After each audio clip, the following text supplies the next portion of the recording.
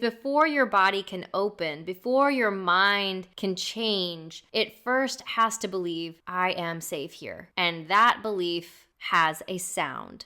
At SoundEmbrace, we dive into Sound Matters, where science meets soul and curiosity leads the way. Each episode dives into the real, research-backed, and deeply human ways sound shapes healing, leadership, and the art of living a life you love waking up to every day. Because sound isn't just something you hear, it's something you become. I'm Danielle Hall, and today we are exploring one of the most powerful and often overlooked sounds in healing, and that is the sound of safety. Because before your body can open, before your mind can change, it first has to believe, I am safe here. And that belief has a sound.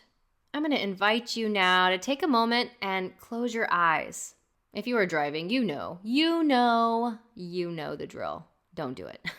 But if you feel comfortable, close your eyes or cast your gaze down to the floor and listen to the room around you. What do you notice? Maybe there's a hum of the fan or refrigerator, a bird outside. Or maybe there's the sound of your own breath. Notice which sounds make your body soften and which ones make you brace. Safety begins here, in the dialogue between your environment and your nervous system. Today, we're going to explore what safety actually feels like in your cells and how sound can help you find it again, especially after life has taught you not to trust it. As we begin, ask yourself, what does safety sound like for me today? Go ahead and put that on the shelf. We will come right back to it. Safety is not an idea. It's a frequency your body recognizes. And neuroscientist Stephen Porges, my guy, founder of the polyvagal theory, showed that your body constantly scans for these cues of safety or danger through the process he calls neuroception. It's happening every moment below your conscious awareness. It's in how someone's voice rises and falls, the rhythm of someone's footsteps, or the tone in a room. When your system detects safe, the ventral vagal branch of the nervous system activates. That's this social engagement system. Your heartbeat slows, your breath deepens, and your body opens towards connection. But safety isn't built in isolation. Research by Dr. Alan Score in the field of interpersonal neurobiology shows that human regulation develops through co-regulation, the nervous system of two people syncing through tone, eye contact, and touch. This means safety is not self-generated, it's co-created. When a therapist speaks gently, or when you sit in a room with someone who's calm, your vagus nerve listens to those signals and mirrors that state internally. This resonance between two systems, in this case the therapist and you, is called biological synchrony, which is a measurable phenomenon where heart rate, respiration, and even brainwave patterns align between people. Here's where sound can come in. Sound is one of the fastest ways to create synchrony. In a 2021 study in Frontiers in Psychology, they found that vocal toning and humming increases vagal tone. It raises oxytocin levels and enhances perceived emotional safety. Oxytocin, we've heard it as the bonding hormone. It's not just released during physical touch. It is also released through auditory cues of safety, gentle rhythm, vocal warmth.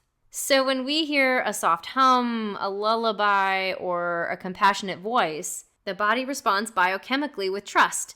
It's not imagined, and this is measurable. This is why infants calm when they're sung to. And adults, even decades later, still regulate to similar frequencies. Sound bypasses language and reaches the primal system that says, I belong here. In contrast, when the system perceives a threat, the sympathetic branch activates, muscles tense, heartbeat accelerates, hearing narrows. Your ears literally stop perceiving certain frequencies. Porges calls this the vagal break. So healing isn't about convincing yourself that you're safe. It's about giving your body the sensory evidence that it is. Every sigh, hum, rhythmic sound wave you create tells your vagus nerve, stand down, you can rest. And every time your body believes it, the next moment of safety gets easier and easier to find. In the beginning of my career, there was someone who had come to one of my sessions, and everything was going smoothly. Everyone's nervous system was in training into the session. And then there was a particular moment where I decided I was going to walk around the room with a Himalayan bowl and play this bowl over people's bodies. Okay. There's a particular technique in doing this, and I really wasn't able to do the full technique. This technique I do teach in my sound healing certification program, but at the time, I had not developed this technique. This experience is what helped me to develop this technique, but I was playing this Himalayan bowl, and I was about 3 to 4 feet above this woman's head. And I dinged the bowl and brought the bowl a little bit closer to the top of her head, to the crown of her head. And before I got even halfway there, her eyes opened, both just bing, wide open. She let out a yell and then put her hands over her face and started laughing, but also crying. And nobody else, woke up from their experiences. Everyone else was still in a really deep, relaxed state. But sometimes if we as the practitioner are not taking extra care and precautions and using the strategic techniques of facilitation, then this can happen where someone is abruptly taken out of their experience, and then they're feeling shame or embarrassed around it. And I'm sharing this story because afterwards, one, I learned from this experience and then created a strategy around it, and now I teach it in my sound healing certification program. She came to me afterwards. She was, again, embarrassed, and she shared with me that she had had a traumatic home invasion just a few years earlier. And since then, for these 2 or 3 years, she had been struggling with sleep. She had been struggling with any kind of loud noises that would startle her. Even people laughing, she would flinch. She was saying she just wanted to stop waiting for something bad to happen. I invited her back to another sound bath. I took her through a different protocol where we actually had her eyes open through the session. And then over time, we had the opportunity to build that trust together and come up with a strategic plan for her that would work for her nervous system. And for her, it took 6 sessions. It took 6 sessions for her to finally be able to relax in a session, for her jaw to unclench, for her to be able to fully relax into the experience. After that 6th session, it was like she was like a whole different person. So in this particular case, over these several sessions, her body started to anticipate these tones. Her system learned to interpret that sound as a cue for rest and not alarm. That's what repetition can do. Just like trauma wires us towards hypervigilance, sound can help wire us back towards safety. So one of the things that was really helpful for her after these 6 sessions was she was actually able to go to sleep listening to the SoundEmbrace tracks at home. The beauty of all of this is when you regulate your own system through sound, breath, and awareness, you broadcast that safety to others. you become the calm someone else can tune to. Sound is a bridge to the nervous system. And sometimes we just don't have words for the experiences that we're having or what we are experiencing in our body. So using a tool like sound can be incredibly powerful in helping your nervous system regulate.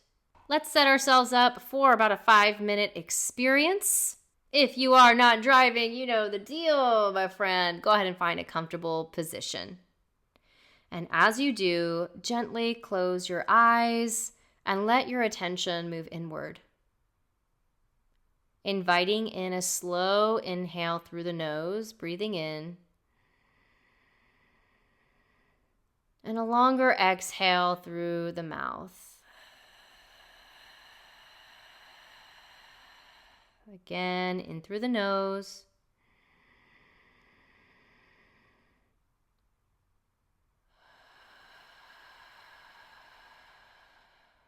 One last time.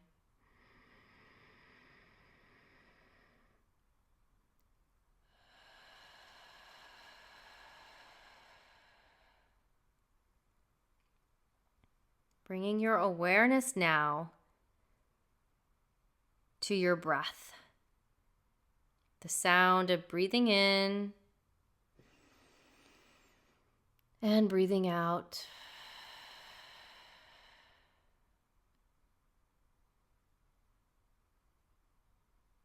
Allowing your focus now to shift to any sounds you hear within the room.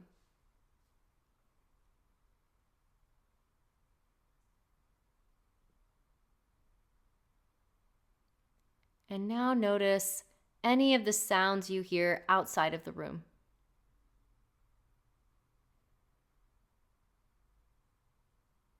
Bringing your awareness back into the room. And now onto your breathing.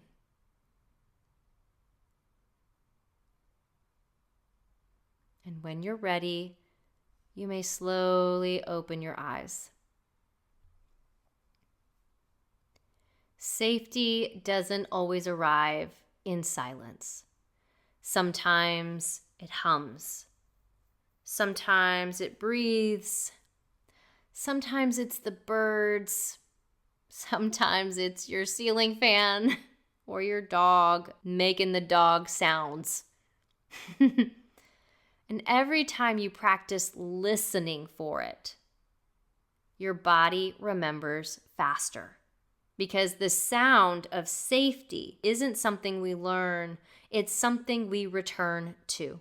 If this episode resonated with you, I would love to invite you to become a part of the SoundEmbrace family, a community of sound embracers just like you, taking ownership of their lives and supporting one another in living lives they love waking up to every day. Explore our free community, the Alignment Lab, or the Sound Healing Certification Program, all at SoundEmbrace.com.